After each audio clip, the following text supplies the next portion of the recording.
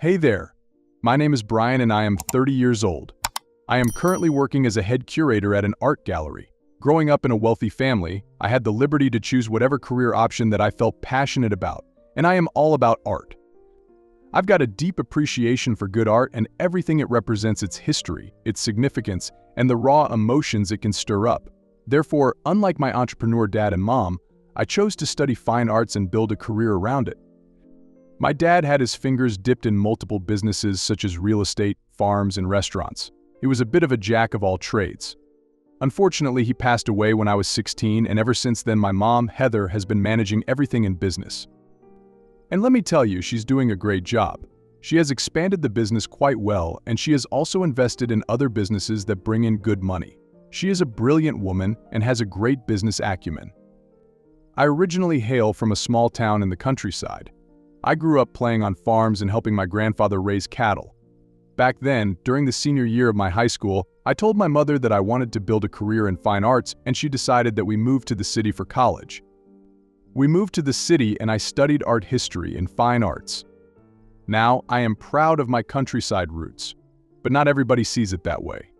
5 years ago, I joined the art gallery as an intern, and it felt like a completely different world to me. People were passionate about art, and they knew things that no college could ever teach.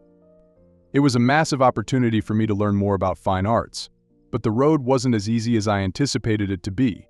My then boss, Gary, was a mean guy. Gary had a dislike for people from the countryside and was always ready to ridicule people like me. He was the collection manager of the art gallery and I was an intern, working under him. I still remember the first time I met him and he started making fun of me right away. "Hello, Mr. Gary. I am Brian. I've just joined the art gallery as an intern, and I look forward to working with you." "Oh, you're the intern HR told me about. I read your educational qualifications. It's quite impressive." "Thank you. I've worked really hard for it.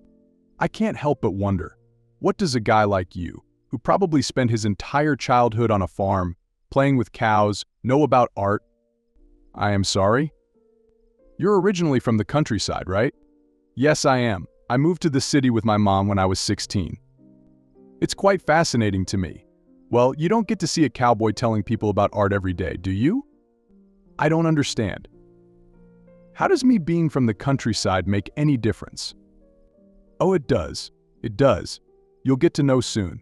See, kid, studying art in college is a different thing, but this is the real world.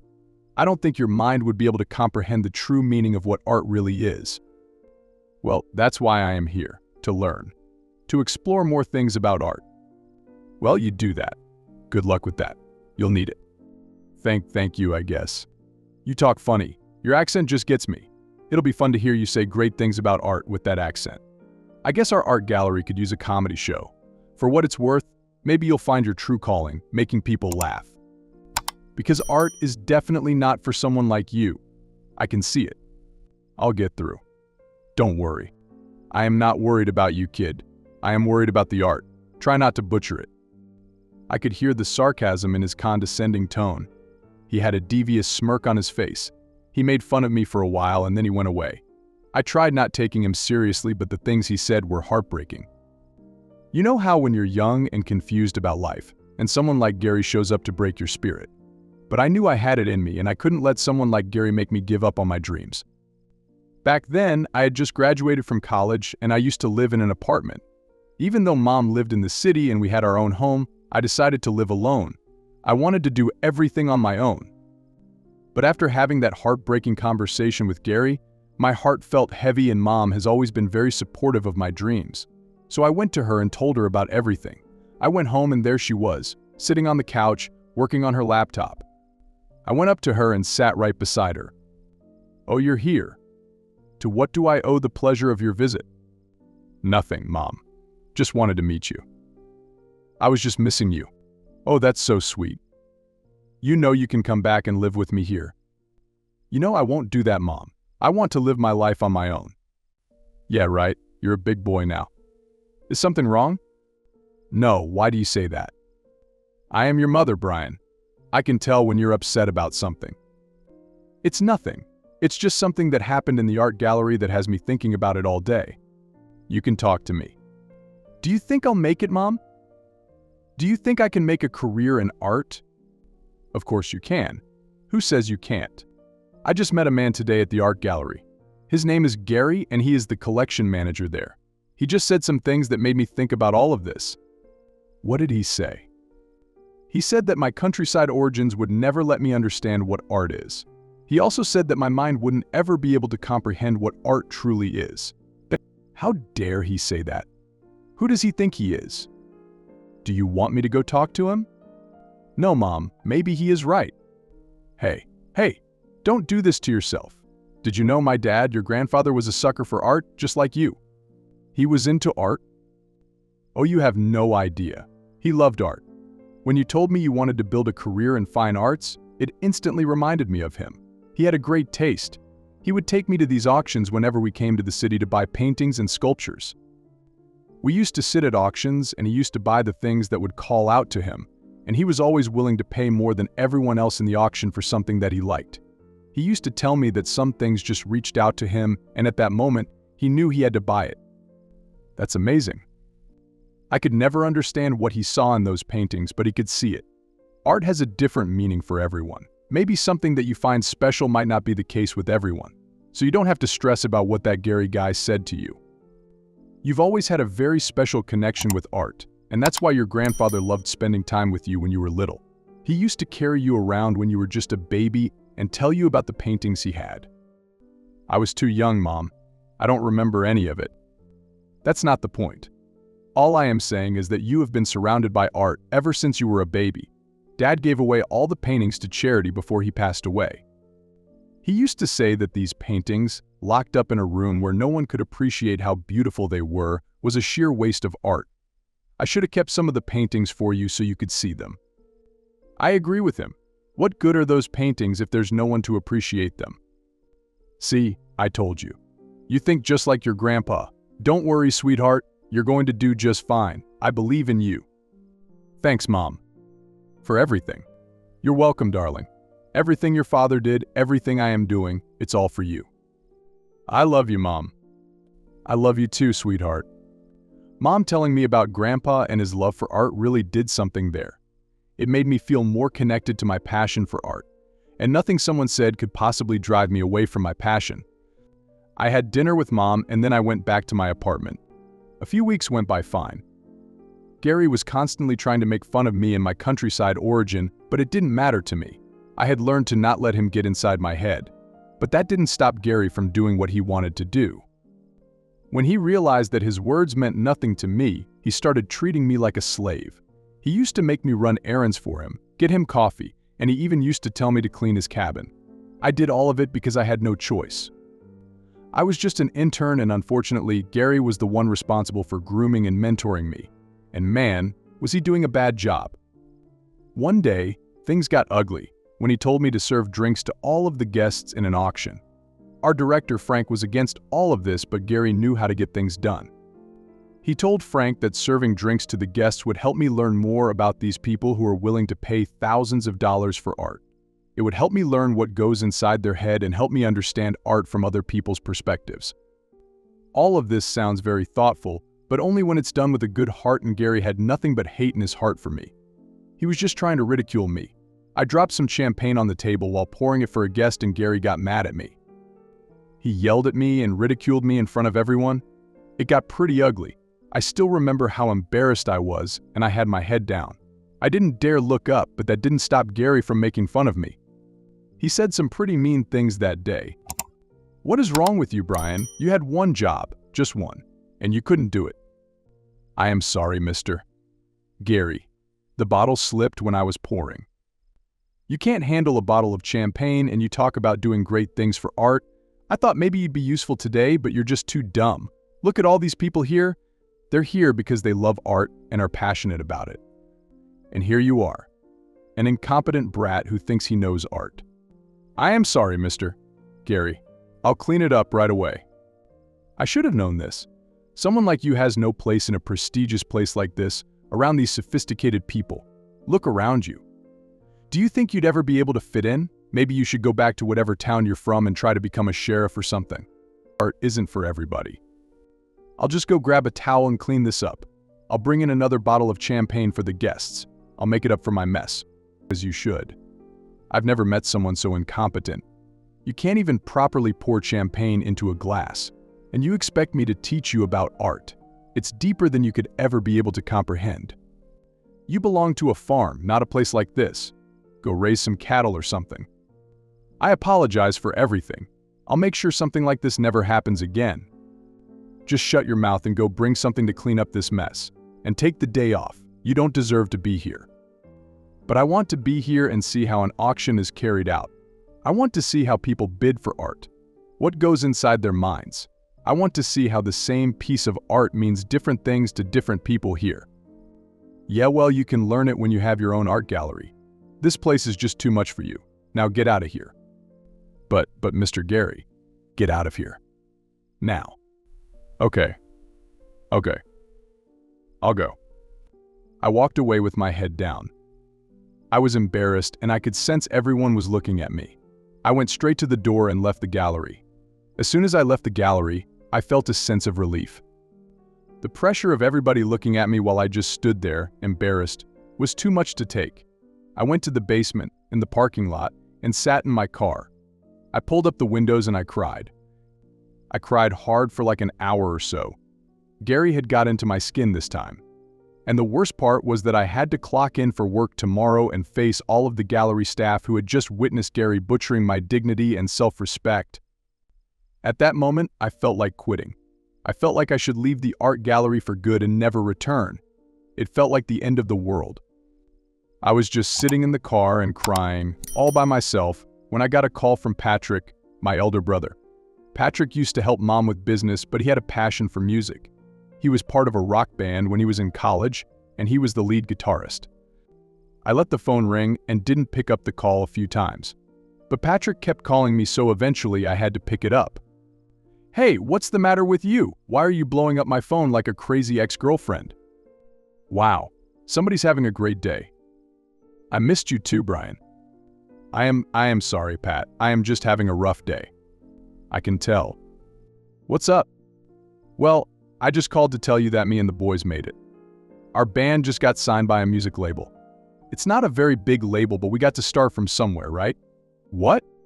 You guys got signed? That's amazing." "I know, right? Who would have thought?" "Do you remember when Dad used to snap at me for playing the guitar all day long? Can you really blame him, though? You used to turn the whole house into a rock concert. Well, you should feel delighted that you had the opportunity to witness greatness at home for free. People will now have to buy tickets to see us perform. Isn't this crazy?" "It is. Now that I think about it, it's crazy that you guys are signed now. You guys made it. I still remember when you and your friends used to chill in our garage, just blowing up your music out loud for the entire town to hear. And now you'll be releasing your music and people would have to pay to see you perform. You guys did come a long way." "Yeah, well, I had no doubt about it. I knew we would have made it eventually. Anyway, what's up with you? You told me you were having a rough day." "Nothing. It's just a guy who bothers me at the art gallery, but I can handle him." "Well, do you want me to act all older brother and beat him up for you?" "No, Pat. It's all right now. You've just made me realize how important it is to not give up on your dreams. I mean, look at you and your band. You guys sounded like trash and here we are now." "Thank you for the reassurance. I'll take that as a compliment. No, what I meant was that none of you ever quit following your passion and now you can do it commercially. It's really a dream come true." "It is. Don't tell Mom about it. I'll visit her in a few days and tell her about it myself. She'd be proud, Pat." "I know. She was one of the few, if not the only one, who actually liked seeing me and the guys perform." "That's true. Well, all right, I got to go." "All right, Pat. You take care of yourself." "You too, tough guy." To hear Patrick and his friends getting signed by a music label came to me as a surprise. They were so bad back when they used to perform in the garage that nobody would have ever believed then that they would be signed under a music label someday. And yet here we are. It was inspirational, especially when I was crying and thinking of quitting pursuing my passion for art a few minutes ago. I could hear the joy in Patrick's voice when he was telling me all about it, and it just made me realize all the failures and struggles they went through made this success much more meaningful to them. Maybe when I look back to this moment in the future, I will think about all the things Gary did, acting as a roadblock, that I had to go right through to live my dreams. Maybe getting a call from Patrick at this moment was a message for me from the Lord. Maybe the universe is telling me not to quit. All of these thoughts flowed through my head, and it was working. I was hyped up, and I decided that never will I ever let Gary get the best of me. I went back to my apartment, and I looked at the family picture album that I had in my closet, and there I saw a picture of Patrick and his friends pretending to be rock stars. Who would have thought that they could actually turn out to become one? Nobody would have ever known if they just quit whenever they had a setback. The next day, I went to the art gallery, and I had my chin up. I greeted everyone with a smile, even Gary. Everybody came up to me and told me that Gary was wrong to yell at me in front of everyone, but I told them that it hardly mattered to me. It was part of the process, and I was ready to go through this 100 times for my passion. A few months later, we had another auction being held at the art gallery in a few days. And this time, Frank wanted me to work under him. He didn't want Gary to treat me like a slave, like he did during the last auction. So Frank decided that I would be working under him for this one. He told me that I was free to do anything I wanted. I could even participate in the auction. I asked him if I could invite my mom to the auction, and he agreed. I called my mom that day and invited her to the auction. She happily agreed to come. She told me it would remind her of how she used to come with Grandpa in these auctions when she was young. I was happy that I was working under Frank now. Gary had no authority over me for this auction. Frank, being the director, surpassed him in the hierarchy of the art gallery. A few days later, the auction was held. I decided that I would assist the guests and brief them about the pictures, sculptures, and everything. It would also help me interact with more art enthusiasts. And it was way better than pouring champagne for the guests. Mom came to the auction, and I went out to welcome her. She was wearing a red dress, and she was looking gorgeous. I had never seen Mom dress like this before. I saw her and hugged her. She told me how happy she was to come as a guest to the auction. But Gary had different plans for us. We went inside the art gallery, and the auction was about to begin. Since it was the first auction that Mom were attending together, Mom decided to participate in the auction. Mom sat with other guests, and I went backstage to take care of sound, the exhibition, and everything. I wanted it to be perfect. A few minutes later, I got a call from Mom telling me that security was asking her to leave the building. I was shocked. I left everything, and I went to where Mom was sitting to see what was going on. I saw 2 security guards asking Mom to leave, telling her that she couldn't participate in the auction. I told them that she was on the guest list and she was a very special guest of mine, but they didn't budge. I asked them who gave the orders to remove Mom from the auction, and they told me it was Gary. Now I was furious. Disrespecting me was something I could live with, but disrespecting my mom was just too much. He had crossed the line. I told one of the security guys to call Gary, and I told them that I wouldn't let anyone make my mom leave the auction. A few minutes later, Gary came. We snapped at each other. He was yelling at me, and I was yelling at him. It got really ugly, almost resulting in a brawl. Mom told me to stay calm, but I was too furious to listen to anyone. I called Frank, but he didn't pick up. So Gary and I went on, yelling at each other. A few moments later, Frank came to pacify things. He came and he saw Mom, and he was shocked. I told him everything about how Gary wanted to make my mom leave the auction, and as soon as Frank heard this, he was infuriated. He rained down hell on Gary. "Are you out of your mind, Gary? Do you even know who she is? Wait. What? You know my mom? I am sorry, but I don't recognize you. Oh, I am Frank. It's good to meet you. I remember you used to come to these art auctions with your dad. You're Heather, right? That's right. But I don't remember meeting you. That's because we haven't met before. My father used to run this art gallery before me, and you used to come with your dad for the auctions. I was just a gallery preparator back then. We never met, but my dad used to tell me great things about your father. Your father was a great man. I don't remember coming here. Have I been here before? Oh well, that's actually because we just moved to this new art gallery around 7 years ago. Before moving out here, we had a small art gallery 3 blocks down from here. You and your father used to visit us back then. Oh, I am so sorry. My father used to take me to many art galleries. I can't seem to recall this one. Oh, it's completely okay. I am just glad you're here. My dad and your father were really good friends. My dad used to tell me that your father once saved this art gallery from shutting down. Nobody was attending our auctions, but then your father gathered up his circle of art enthusiasts, and soon the place was crawling with bidders. We wouldn't have made it if it wasn't for your father. It's an honor to have you here. Well, the pleasure is all mine. Brian, you never told us that you were Heather's son. Well, I didn't know about all of this. That's okay. I am so glad that you invited your mom. She'll be our guest of honor today. Oh, that's great. And you, Gary, I am not going to beat around the bush. You're fired. And that's it. What? You're kidding, right? Nope, you're fired. Just like that. Disrespecting Heather like this is not cool. And the way you've been treating Brian like a slave because of his countryside origins is just disgusting. One of your team members told me about how you pass mean slurs and make fun of Brian. You're done now. Wait. I am sorry.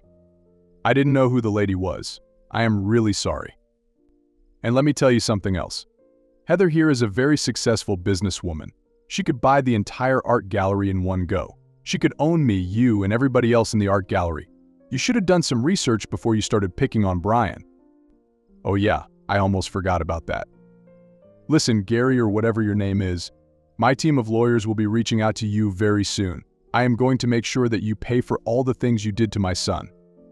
I am sorry. I am sorry, Brian. Please forgive me. I didn't know who you were. You knew exactly who I was, all along. A countryside guy trying to follow his passion, but you made fun of me, treated me like a slave, and embarrassed me in front of everyone. I guess it's time for you to pay for everything you did. Frank, please. I've been working here for 4 years now. Please don't fire me. Well, Gary, I can't help it. I think it should be Brian who should decide whether you should stay or not.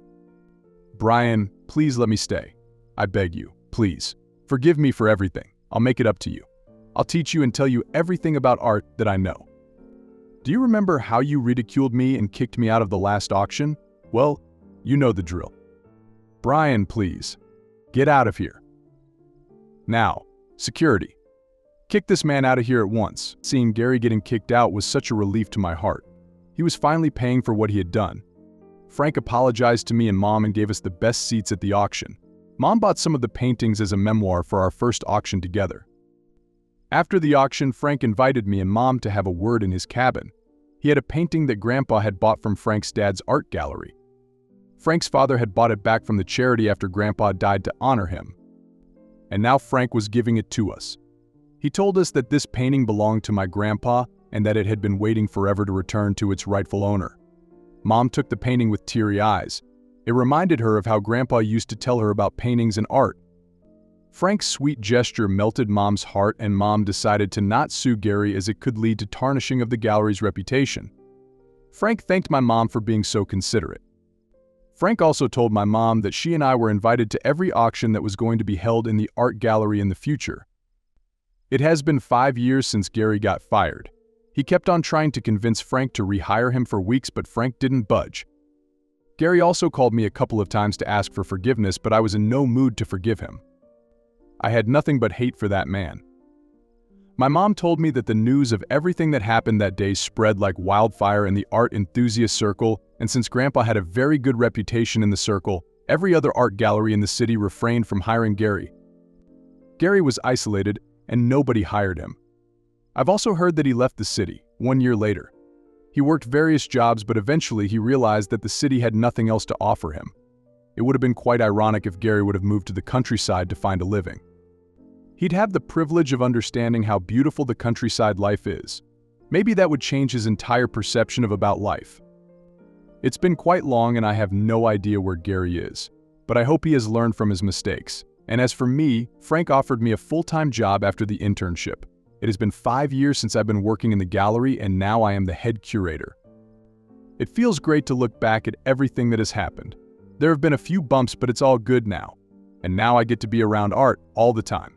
Who would have thought, right?